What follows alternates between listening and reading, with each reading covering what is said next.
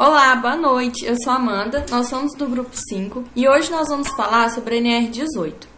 Especificamente do anexo 1, que trata da capacitação, a carga horária, periodicidade e conteúdo programático. E também do anexo 2, cabos de aço e fibra sintética.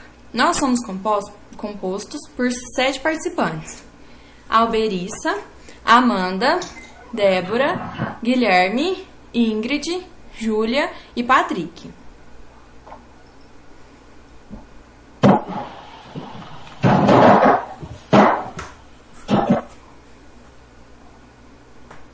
Bom, inicialmente, é importante, antes da gente começar a tratar sobre os aspectos, a gente considerar, fazer um geral sobre a NR18.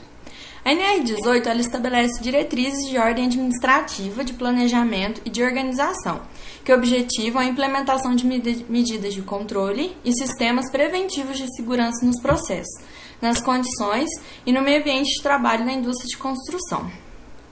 Mas quais são esses tipos de atividades da indústria da construção? A gente pode citar serviços especializados em engenharia de segurança e em medicina do trabalho, atividades e serviços de demolição, reparo, pintura, limpeza, manutenção de edifícios em geral e manutenção de obras de urbanização e paisagismo. Ela é composta de 54 páginas e o anexo 1 está na página 47 e o anexo 2 inicia na página 49.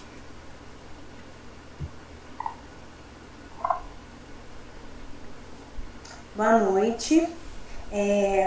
Como a gente pode ver, o anexo 1 abordará sobre a capacitação, a carga horária, o período que será realizado o treinamento e o conteúdo programático.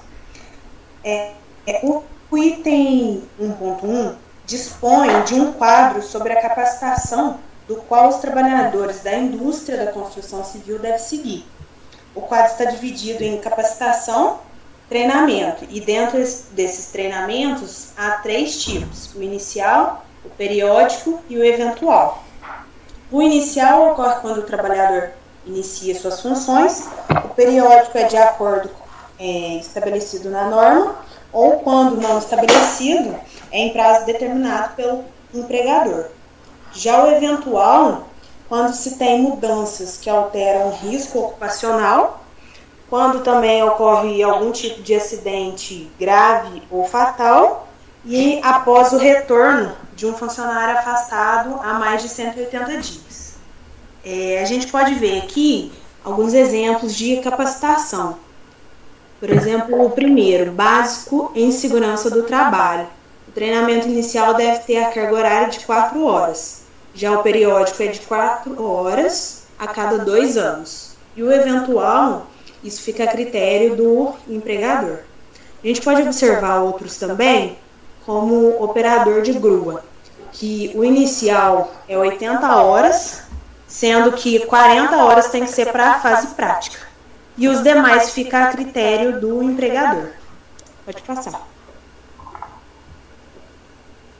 Aqui também é a continuação da tabela, né? E 2 pontos importantes que a gente tem que notar, está descrito nos itens. No caso das gruas e guindastes, além do treinamento teórico e prático, o operador deve passar por um estágio supervisionado por pelo menos 90 dias. E o estágio supervisionado pode ser dispensado para o operador com experiência comprovada de no mínimo 6 meses, que isso fica também a critério sobre responsabilidade do empregador.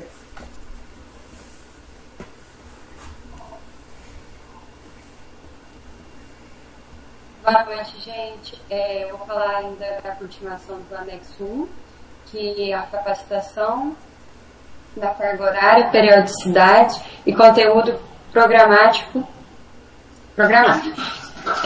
As informações de treinamento, o conteúdo dos treinamentos periódico e eventual, ele é definido pelo empregador, né? E ele contempla os princípios básicos da segurança. Para a capacitação básica em segurança do trabalho, tem os 3 itens, que é bem importante, que é as condições de meio ambiente de trabalho, os riscos das atividades desenvolvidas e os equipamentos de proteção coletiva que existentes no canteiro de obra, né? Que é o uso adequado dos equipamentos de proteção individual. E para o operador de equipamento de guindar, o conteúdo programático descrito no anexo 2 da NR12, ele é definido pelo fabricante ou locador.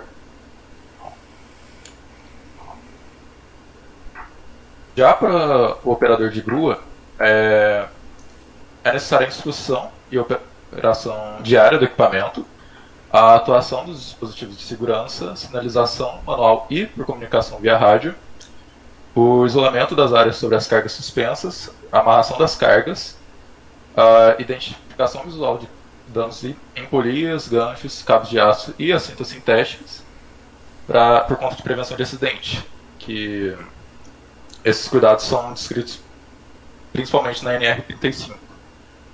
Já sobre a operação de guindaste, além de todos os itens também previstos para o operador de grua, inclui a leitura e interpretação do plano de içamento e condições que afetam a capacidade de carga de máquina, em especial quanto ao nivelamento.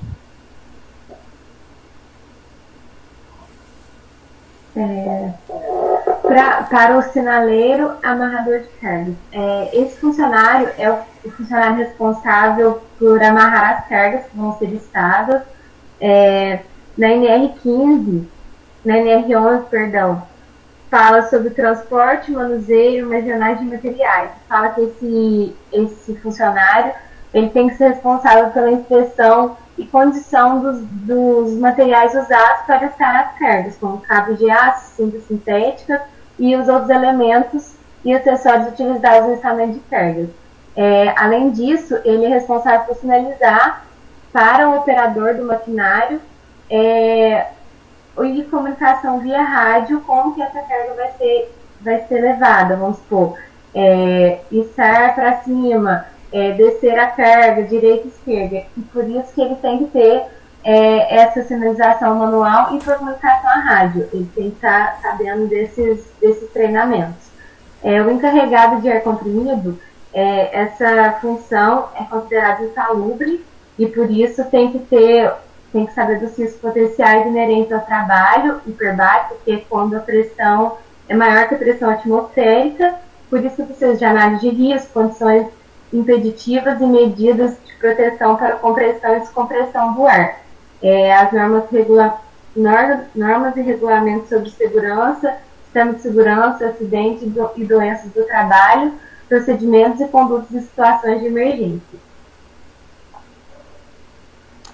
Para o operador de plataformas elevatórias móveis de trabalho, conforme disposto em norma técnica nacional vigente, a manutenção dos equipamentos, procedimentos de segurança e técnicas de autorresgate. Para trabalhadores envolvidos em serviços de impermeabilização, acidentes típicos no trabalho de impermeabilização, riscos potenciais inerentes ao trabalho e medidas de prevenção, operação do equipamento para aquecimento com segurança, condutas em situações de emergência, incluindo noções de técnicas de resgate e primeiros socorros, principalmente nos casos de queimaduras, isolamento da área e sinalização de advertência. E para os trabalhadores que utilizam cadeira suspensa, modo de operação, técnicas de descida, tipos de ancoragem, tipos de nós, manutenção dos equipamentos, procedimentos de segurança e técnicas de autorresgate. Boa noite, pessoal. Início ao anexo 2, cabos de aço e fibra sintética. Lembrando também que é obrigatória a observância das condições de utilização, o dimensionamento e a conservação dos cabos de aço utilizados nas obras de construção, conforme disposto em normas técnicas nacionais vigentes. Então, galera, lembrando aí que tem uma norma técnica só para essa supervisão desses cabos, sempre está ali em manutenção e sempre está averiguando eles, né? Os cabos de aço de tração não podem ter emendas nem pernas quebradas, que possam vir a comprometer a sua segurança. Então, lembrando que sempre tem um checklist ali diário nos cabos de aço e qualquer avaria, qualquer perna faltando, ele deve ser inutilizado imediatamente. Os cabos de aço devem ter carga de ruptura equivalente no mínimo 5 vezes a carga máxima de trabalho. Ou seja, se ele for exercer um esforço, ele deve resistir ao menos 5 vezes daquele esforço que ele vai ser exercido na atividade. E que estiverem sujeitos às resistências à tração de seus fios, de no mínimo 160 kg força por milímetro quadrado. Lembrando também que os cabos de aço devem atender os requisitos mínimos contidos nas normas técnicas nacionais. O cabo de aço de fibra sintética deve ser fixado por meio de dispositivos que impeçam o seu deslizamento ou desgaste. O cabo de fibra sintética, no caso, ele é aquele que não é de metal, né? Ele tem uma resistência maior, ele é utilizado bastante em linha de vida, em cadeirinhas elevadistas. Então ele sempre tem que ter uma proteção ali para ele não ficar raspando, nem ter o seu desgaste, comprometendo o exercício da atividade, né? Então, o cabo de fibra sintética, como eu falei, o SPIC, é aquele utilizado na suspensão da cadeira suspensa e deve ser exclusivos para cada tipo de sua aplicação. Dos cabos de aço de fibra sintética, a gente sempre deve observar as condições dos cabos e da fibra. Se essas condições comprometerem a sua integridade, elas devem ser substituídas. Assim também, como deve ser compatível com a trava-queda a ser utilizado. Então, o cabo e a fibra sintética, eles devem ser compatíveis com trava-queda. O cabo de fibra sintética deve ser submetido aos ensaios. Então, antes da utilização dele no ambiente de trabalho, ele deve ser submetido aos ensaios pelo fabricante, em relação também seguindo as normas técnicas nacionais vigentes e também pelo trabalhador no ambiente de trabalho. Devem ser acompanhados também de um manual do fabricante, e nele deve constar recomendações para inspeção, uso, alongamento, manutenção e armazenamento dos cabos de fibra sintética. E por último, o cabo de fibra sintética deve possuir no mínimo 22 kN de carga de ruptura sem os terminais, podendo ser de 3 capas ou capa e alma, sendo proibida a utilização de polipropileno para sua fabricação. Bom, agora, lembrando que o link foi disponibilizado no segundo slide, e todos nós agradecemos pela atenção e desejamos ótimos estudos.